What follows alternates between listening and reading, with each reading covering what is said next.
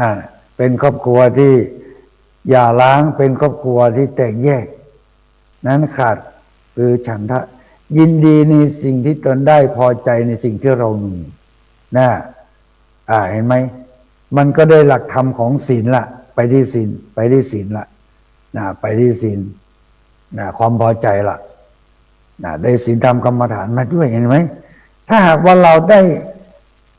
ยึดเอาหลักธรรมข้อใดข้อหนึ่งหลักธรรมเหล่าอื่นมันจะคลอดตามมาตามมาประการที่สองวิริยะคือความเพียรวิริยะความเพียรความเพียรนี้จะอยู่ในหลักของบารมี30 ทัศเขาเรียกว่าวิริยะบารมีเนี่ยวิริยะบารมีคือเบื้องต้นวิริยะคือความเพียรเพียรเพื่อที่จะออกจากทุกข์เพียรเพื่อที่จะออกจากสิ่งที่เป็นทุกข์ที่สิ่งที่ไม่ดีสิ่งที่เร่าร้อนมาสู่ความเย็นอันนี้คือความเพียรเพียรเพื่อศึกษาแสวงหาความรู้สิ่งที่เป็นประโยชน์เอาสิ่งที่เป็นประโยชน์นั้นในโลกของปัจจุบันเนี่ยความเพียรเนี่ยพวกเรานะส่วนมากเราจะเอาไปใช้ในทางที่ผิดคือเพียรขยันกินเพียรแต่ว่าเราไม่ขยันทำเราหลงเข้าไปอยู่ในหลักของอบายมุขเราไปเพียรเรื่องพวกนั้นสังคมชาวพุทธสังคมไทยเราเนี่ยที่เรามามีปัญหาทุกวันนี้เพราะว่าเราเพียรไม่ถูกที่เราทำไม่ถูกที่เขาว่าทำไม่ถูกที่เพียรไม่ถูกที่ไม่ถูกกาลเวลาอันนี้คือความเพียรเนี่ยสำคัญวิริยะคือความเพียรวิริยะบารมีวิริยะอุปมีวิริยะปรมัตถบารมีเนี่ยเพียรที่สูงสุดแม้แต่เอาชีวิตก็สละได้เพื่อความเพียรเหมือนพระพุทธเจ้าพระพุทธเจ้าท่านมีความเพียรมุ่งมั่นว่าถ้าไม่สำเร็จมรรคผลสัมมาสัมโพธิญาณไม่ตรัสรู้เป็นพระสัมมาสัมพุทธเจ้าพระองค์จะไม่ลุกจากที่นี้ไปไหนจะให้มันสำเร็จเห็นไหมอันนี้คือวิริยะคือความเพียรเป็นอย่างนี้คืออย่างถูกต้องอย่าเพียรนะวันนี้จะไปดื่มวันนี้จะไปเมาวันนี้จะไปเที่ยวอันนั้นไม่ถูกเปลี่ยนเพื่อที่จะกำจัดสิ่งที่ไม่ดีที่ออกจากตัวเราให้เราอัปเดตตัวเราให้มันดีขึ้นให้มันสูงขึ้นประการที่สามจิตตะคือเอาจิตฝักใฝ่ในสิ่งนั้นจิตนี่สำคัญมากท่านครูบาอาจารย์พระมหาเถระเนี่ยที่อาตมาเคยร่วมศึกษาปฏิบัติธรรมกับพระเดชพระคุณท่านเนี่ยคือหลวงปู่ทองหลวงปู่ทองวัดพระราชสีจำทองเคยศึกษาเคยปฏิบัติธรรมกับพระเดชพระคุณตอนเมื่อเป็นสามเณรน้อยอยู่ที่อำเภอฮอดแล้วก็ได้มีโอกาสมาศึกษาอีกครั้งหนึ่งที่พระเดชพระคุณไปเป็นเจ้าวาดวัดพระราชสีจำทองตอนที่เป็นสามเณรน้อยเคยศึกษาอยู่กับพระเดชพระคุณท่านเนี่ยเคยรับใช้ท่านตอนที่ไปเปิดสำนักปฏิบัติธรรมที่วัดปัญญาวุฒารามสันกูอำเภอฮอดเคยได้ศึกษาเรื่องนี้พระเดชพระคุณท่านบอกว่าจิตเนี่ยสำคัญมากท่านบอกว่าจิตเป็นนายกายเป็นบ่าวจิตเนี่ยสำคัญมากเรานั่งอยู่ที่หนึ่งจิตถ้าหากว่าเราไม่ได้การฝึกจิตเราไม่มีพลังเนี่ยจิตมันไปทั่วเลยไปทั่วไปทั่วจิตมันไปทั่วนั้นถ้าเราไม่มีสติ ที่มาควบคุมอารมณ์มากำกับจิตเนี่ยจิตของเรานั้นจะไม่เป็นปกติท่านว่านั้นจิตเนี่ยสำคัญมากแล้วเราต้องมีความมุ่งมั่นต้องฝึกมากจิตทุกคนเราเนี่ยต้องได้รับการฝึกถ้าไม่ได้รับการฝึกที่ดีเนี่ยจิตมันจะไปทั่วเลยจิตมันจะไหลไปตามกระแสของโลกแล้วคนชักชวนไปทางไหนก็ไปหมดทั้งที่รู้อยู่ว่าสิ่งที่เขาชวนไปนั้นชักชวนไปในทางที่อบายมุขแห่งความเสื่อมแห่งความฉิบหายทำให้เราเดือดร้อนเราก็ไปอันนั้นแสดงเห็นว่าจิตเราไม่ได้รับการฝึกนั้นเราต้องฝึกจิตนั้นเราเอาสิ่งไหนไปให้สิ่งที่ดีกุศลธรรมมันก็จิตเราก็เป็นกุศลถ้าเอาอกุศลธรรมไปให้ก็เป็นอกุศลธรรมนั้นผู้ศึกษาปฏิบัติธรรมจะต้องมีคือจิตเนี่ยต้องเอาใจฝักใฝ่มุ่งมั่นไม่ทิ้งไม่วางทุละไม่ปล่อยจิตให้ยึดมั่นให้ตั้งมั่นอยู่ในหลักของคุณงามความดีอันหลายคนสอบถามมาว่า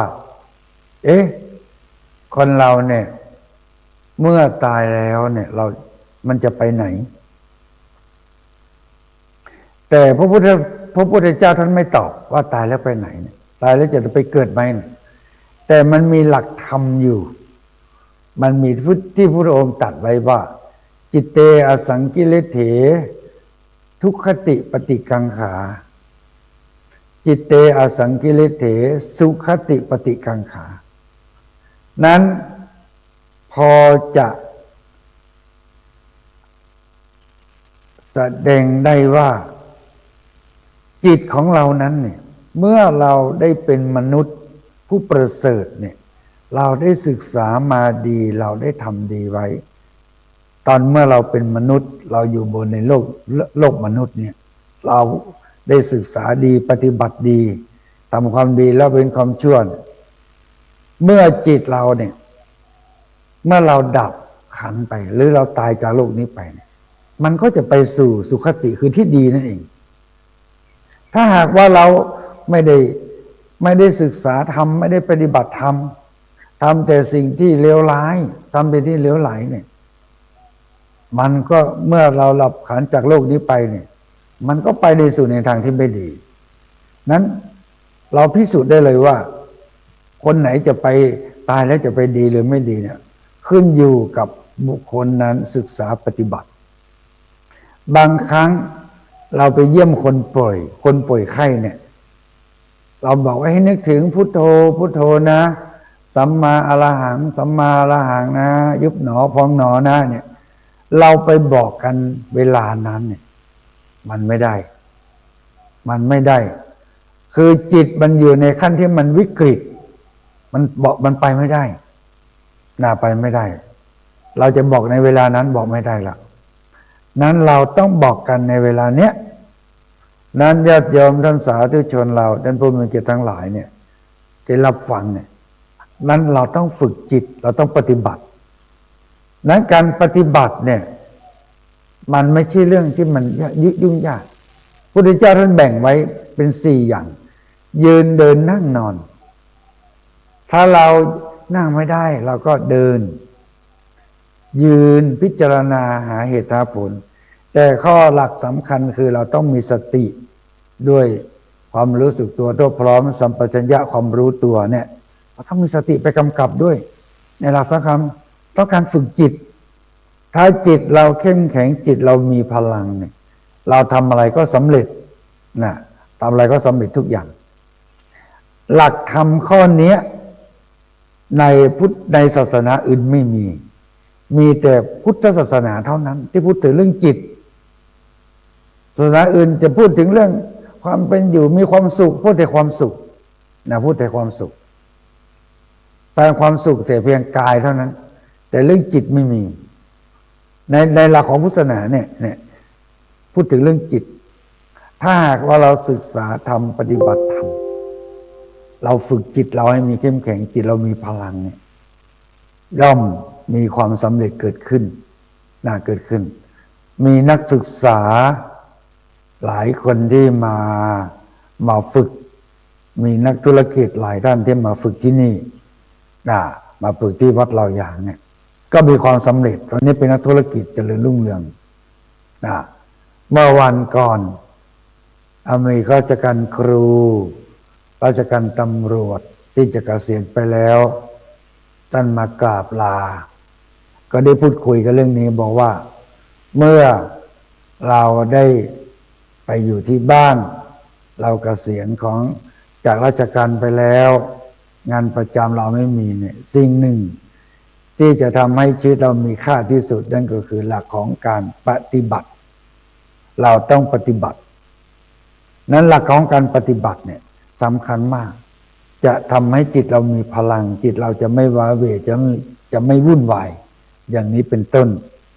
ประการสุดท้ายคือวิมังสาตริตรองหาเหตุหาผลว่าสิ่งทั้งสามประการที่ผ่านมานั้นความเป็นอยู่ของเรานั้นดีหรือไม่ให้พิจารณาหาเหตุหาผลถ้าสิ่งไหนที่เป็นดีเราก็น้อมนำมาพุทธปฏิบัติสิ่งไหนที่ไม่ดีเราก็ต้องไม่เอาอย่างนี้เป็นต้นนั้นหลักธรรมเนี่ยเป็นหลักที่สำคัญมากเป็นหลักแนวทางของการศึกษาและปฏิบัติชีวิตของคนเรานั้นเมื่อเรามีหลักธรรมเหล่านี้แล้วเราจะตั้งมั่นอยู่ในหลักของความสำเร็จความสำเร็จชีวิตการดำเนินชีวิตครอบครัวการชีวิตการงานการเป้าหมายของชีวิตที่เราจะทำงานธุรกิจต่างๆเนี่ยเราเอาหลักธรรมเนี่ยไปปฏิบัติแต่เป็นที่น่ายินดีและอนุโมทนาอย่างหนึ่งอาตมาได้พบกับญาติโยมที่เป็นนักธุรกิจหลายท่านนำเอาหลักธรรมเนี่ยในครั้งพุทธศาสนาเราไปปฏิบัติสำเร็จอยู่ดีมีสุขสำเร็จเช้าเย็นเข้าห้องพระทุกวันไหว้พระสวดมนต์ทุกวันเนี่ยแต่ความสำเร็จเกิดขึ้นมันเป็นพลังมันเป็นมหาเสน่ห์มหามนที่ยิ่งใหญ่มากเลยโยมไม่ต้องไปแสวงหาที่ไหนแสวงหาที่ตัวเรานี่แหละไม่ต้องไปเอาที่ไหนเอาที่บ้านเราที่ห้องพระเรานี่แหละเราทำแล้วสำเร็จหนึ่งไหว้พระสวดมนต์เจริญสมาธิภาวนาถ้าจิตเราสำเร็จจิตเราสำเร็จแล้วเราก็สำเร็จด้วยครอบครัวก็เป็นครอบครัวที่อบอุ่นบริษัทเราก็อบอุ่นบ้านที่อยู่อาศัยก็อบอุ่นหน้าตาอิ่มเอิบยิ้มแย้มผ่องใสหน้าตาไม่เศร้าหมอง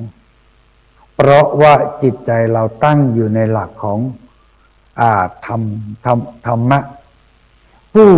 ผู้ที่มีธรรมเป็นเครื่องอยู่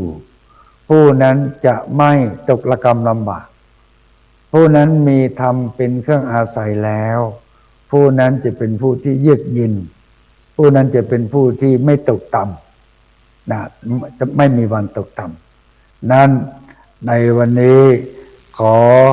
ฝากธรรมะรับอารุณผู้ที่จะตั้งในความสำเร็จแล้วนั้น